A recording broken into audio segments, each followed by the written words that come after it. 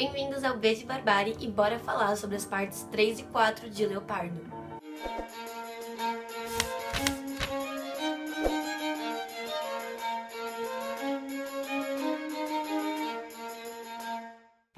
Bom, a parte 3, então, ela se passa 2 meses depois da parte 2, né? Nessa parte eu percebi que é o momento em que o Dom Fabrício vai ter sentimentos mistos em relação à Revolução.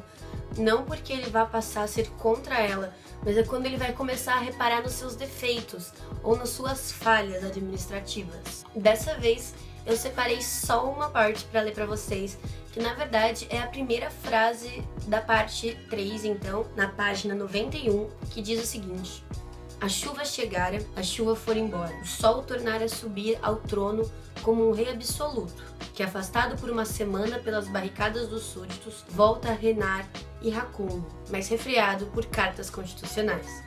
Ou seja, aqui então é uma marcação da passagem da monarquia absolutista para a monarquia constitucional. Foi o que aconteceu graças à revolução feita pelo Garibaldi, as coisas que a gente já sabe, que a gente já viu nos outros vídeos. Bem no começo a gente já vê que o Dom Fabrício tá com alguns probleminhas com as decisões tomadas pelo governo vigente, mas ele se diz até incomodado com o Tancredi em algum momento. Então mostra que talvez o humor irritadiço dele esteja voltando, sabe? Que aquela fase de lua de mel com a revolução esteja no fim. Então o Dom Fabrício recebe uma carta do Tancredi falando que ele está apaixonado pela Angélica e que ele gostaria que o Fabrício fosse pedir ao Cedara a mão da filha dele. Então o Dom Fabrício fica ali matutando em como ele vai fazer isso, como ele vai realizar isso, né? E aí ele vai sair numa caçada com um amigo dele, o Dom Cício, e eles conversam bastante sobre o plebiscito que está sendo feito ali a respeito da aceitação da revolução. O resultado, então, desse plebiscito é que todo mundo é a favor. Mas logo depois eles têm uma conversa, o Dom Cício e o Dom Fabrício, em que o Dom Cício diz que ele era contra, que ele disse várias coisas contra, mas que os homens que estavam ali mudaram o que ele falou, tentaram manipular o que ele estava dizendo e tentar convencer ele ou tentar fazer parecer para os outros que o Dom Cício concordava com a revolução. É nessa conversa também que o Dom Fabrício aproveita para conversar com o Dom Cício sobre os antepassados da Angélica. O que ele descobre é que por lado de mãe a família dela é bem pouco instruída, a gente pode dizer assim. A mãe dela mesmo, que nunca aparece em reuniões públicas, ela é escondida pelo Cedara, ela é até analfabeta, segundo Dom Cício, e que dizem ainda que o avô da Angélica era chamado de não sei o que lá merda. Então mostra que houve uma mudança ali geracional na família da Angélica. Na minha humilde opinião, essa mudança geracional na família da Angélica representa também uma mudança geracional na burguesia. Então a burguesia começou com pessoas pobres analfabetas vendendo coisas ali nos burgos, né, nas cidades, até que um dia elas chegaram a ter um valor de mercadoria, um valor acumulado quase igual a um príncipe, como a gente pode ver no caso do Cedara, que ele está quase atingindo os lucros de Dona Fugata, que é do príncipe de Salina. Então a gente vê que no começo eles poderiam ser menosprezados, depois eles tinham dinheiro, mas talvez não tivessem conhecimento, e hoje eles têm conhecimento, têm dinheiro e estão se aproximando mais do que seria uma monarquia, uma realeza ou alguém ali de poder. Então o Dom Fabrício diz, apesar de todas essas coisas ruins do passado da família da Angélica, que ele vai pedir a mão dela para o Tancredi. E é bem interessante essa passagem, muito bacana, porque o Dom Fabrício esperava chegar lá com uma notícia bombástica, ele esperava chegar lá ser super bem recepcionado, só que o pessoal que já estava lá já estava sabendo do que ia acontecer. Então o Cedara já estava meio que preparado para dar as respostas para o próprio anúncio do Dom Fabrício. Um paralelo legal de se fazer aí é que politicamente a gente está tendo ali o governo perguntando para a população o que eles acham. Ao mesmo tempo, o Dom Fabrício está pedindo a mão da Angélica para o Tancredi. Então está tendo nos dois quesitos uma união entre a monarquia e a burguesia, seja no quesito político ou no quesito microcósmico do relacionamento do Tancredi e da Angélica. Uma coisa que eu achei muito divertida é que como Dom Fabrício conta para esse Dom Cício sobre pedir a mão da Angélica, ele prende Dom Cício, né? O Dom Cício o deixa, mas ele fica preso dentro de uma sala de armas para que o Dom Cício não saia fofocando por aí e acabe com a surpresa. No final das contas, a surpresa já foi destruída, mas eu achei muito curioso isso. Eu fiquei me perguntando se isso realmente aconteceria, né?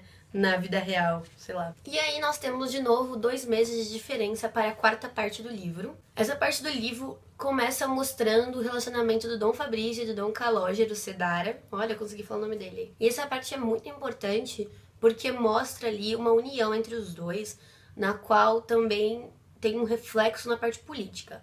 O que acontece? O Cedara, ele aprende um pouco das boas maneiras, ele aprende um pouco de como se portar em algumas situações. Isso ele aprende com o Fabrício.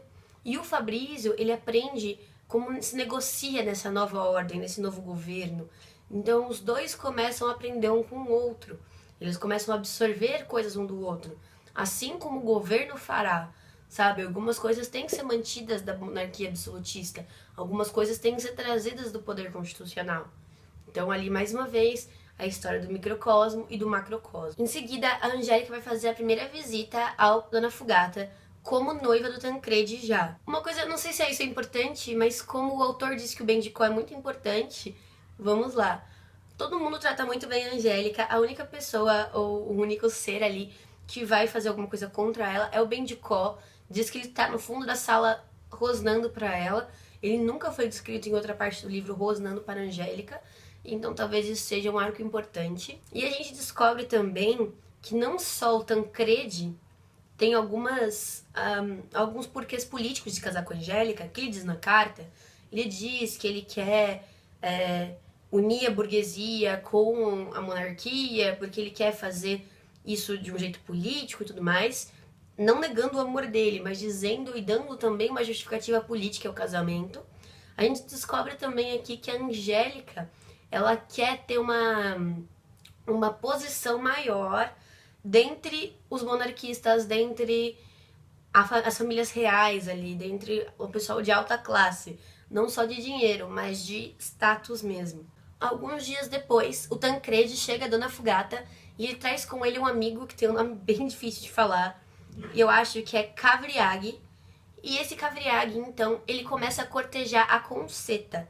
A gente descobre mais pra frente que o Tancredi trouxe esse amigo meio que para se desculpar por ter trocado a Concetta pela Angélica. Mas o romance deles não dá certo, esse cortejo não dá certo, e aparece até um pensamento da Angélica dizendo que realmente, para quem já foi cortejada pelo Tancredi, ser cortejada por esse Cavriag não é nada, ele é muito sem sal. É nessa hora que, ao ver o Tancredi com as roupas do exército, o Dom Fabrício se pergunta o porquê daquelas cores diferentes do que eles estavam acostumados a vestir. E aí o Fabrício explica que ele não está mais no exército garibaldiano, porque o exército garibaldiano se desfez, e que agora ele faz parte do exército do rei. Ou seja, aqui deve ser o momento em que o Garibaldi ou passa para a conquista de uma nova terra, ou o momento, literalmente, em que o Garibaldi desiste ali do movimento, do ressurgimento, da unificação italiana, para evitar conflitos internos com a burguesia que estava unificando pelo norte. A Angélica, logo que recebe um bilhete do Tancredi dizendo que chegou, então ela se apresenta lá na Dona Fugata. Eles vão ter um relacionamento bastante íntimo, bastante anormal para a época, mas é bem premente que nem os burgueses sabem como lidar nessa situação, nem os monarquistas. Então eles meio que acabam deixando a Angélica e o Tancredi fazerem o que querem. E o que eles acabam fazendo, que aí foi a parte que eu achei mais chatinha disso tudo, que é a parte em que eles ficam andando por vários quartos e salas e salões do palácio, e eles ficam de namoricos, beijando e se abraçando. E aí no final dessa parte, que chama o ciclone amoroso, eles acabam consumando o ato, mesmo eles acabam transando, e aí eles até recebem depois disso, cada um em separado, eles recebem uma bronca mesmo. O pessoal fala, vocês então, já que vocês estão tão empolgados, por que vocês não se casam logo? Parem com isso, olha só o que as pessoas vão achar. E tem uma coisa bastante triste, que ali no final dessa parte, né, desse trecho, vai dizer que aqueles foram os melhores dias da vida deles e que o casamento deles, no final, quando eles estavam bem velhos e bastante tristes com o seu casamento mal sucedido, eles lembravam-se desses dias nostalgicamente, saudosamente, como os melhores dias da vida deles. E então, depois dessa enrolação toda aí dos pombinhos, o Dom Fabrício recebe a notícia de que ele vai receber um enviado do governo para informar ele sobre algumas coisas, algumas novidades que estão tendo ali. Então chega o Chevalet, que ele é um emissário ali do governo, e é bem interessante porque parece que ele é bem medroso e tudo mais. E numa volta que ele faz com o Dom Fabrício está contando histórias aterrorizadoras ali da região. E aí, num tom de brincadeira, né, o Dom Chevalet, eu acho que é assim que fala, diz, você deveria escrever romances. Isso é uma referência clara ao autor desse livro, Giuseppe Tomasi de Lampedusa. Ele é o último príncipe de Lampedusa e escreveu um romance, assim como Dom Fabrício é o último príncipe de Salina. E aí essa brincadeira ali dá um tom metonímico nesse passeiozinho. O Chevalet então revela que o que ele veio fazer é oferecer ao Dom Fabrício um cargo de senador, que seria mais ou menos como um representante da Sicília na política local. Ele acaba explicando um pouco pro Dom Fabrício que não seria um cargo de testa de ferro, não seria um cargo só de aparências.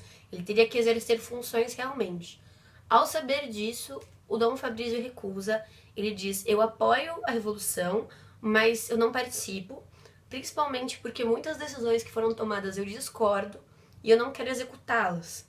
Ele coloca muito da culpa na moral siciliana, que não gosta de mudanças. Ele diz, nós não mudamos muito porque nós somos muito egoístas, nós nos achamos perfeitos, então não precisamos de mudança. Ele coloca isso como uma questão local. O Chevalet até vai tentar dar uma forçadinha ali na barra, ver se consegue convencer o Dom Fabrício, mas não rola. E aí no dia seguinte ele vai embora. E é assim que termina a parte 4.